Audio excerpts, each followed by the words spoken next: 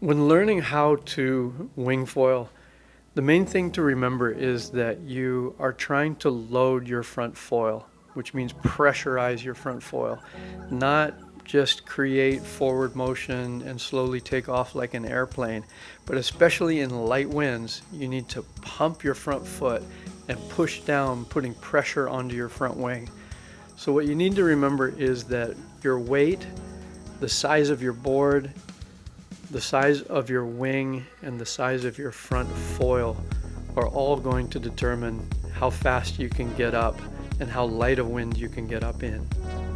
Especially in fresh water and especially in light winds, a heavier rider is going to need a larger front wing, especially in the beginning stages of foiling.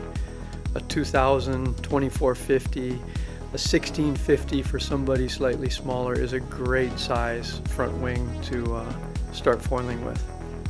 When wing foiling in light winds, you can actually ride in amazingly light winds. The difficulty is getting up. Once you're up on the foil, you can cruise around all day long, but that initial pumping up onto the foil takes some technique. Number one is to make sure that you've got a big enough front foil. If you're 200 pounds and you're using a 1200 front wing and it's 10 knots of wind, you're probably never going to get going. So if you're really riding underpowered or using a small wing, you need to use a larger foil as well.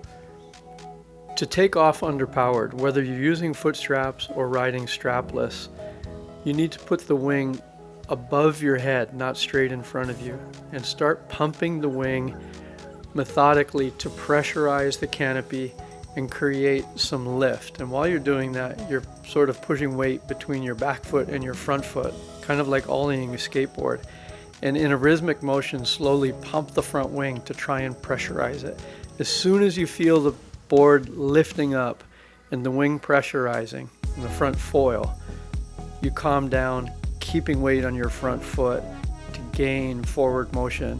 And once you do that, you can stop pumping the wing above your head, slowly bring it down in front of you, and take off.